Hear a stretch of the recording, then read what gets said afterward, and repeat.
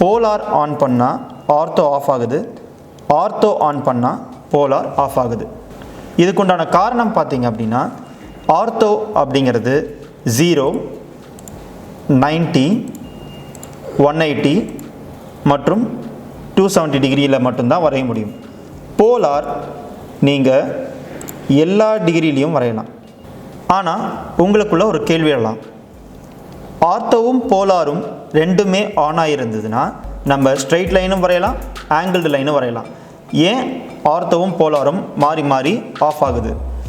அதுக்கான காரணம், ortho straight line வரைகிறதுக்காக மட்டுமே பயன்படக்கூடிய ஒரு ஆப்ஷன், போலார் ஆங்கிள் லைன் வரைகிறதுக்காக மட்டுமே பயன்படக்கூடிய ஒரு ஆப்ஷன். இந்த போலார் யூஸ் பண்ணி நீங்கள் எல்லா டிகிரிலையும் லைன் வரையலாம். ஆக ஆர்த்தோவுடைய அந்த 4 டிகிரியும் உங்களுக்கு போலார்லேயே வந்துடும். அதாவது 0 டிகிரி, 90 டிகிரி, 180 டிகிரி மற்றும் 270 டிகிரி, இது 4மே போலார்க்குள்ளரையே அடங்கும். அதனால் போலார் ஆன் பண்ணும்போது ஆர்த்தோ ஆட்டோமேட்டிக்காக ஆஃப் ஆகுது.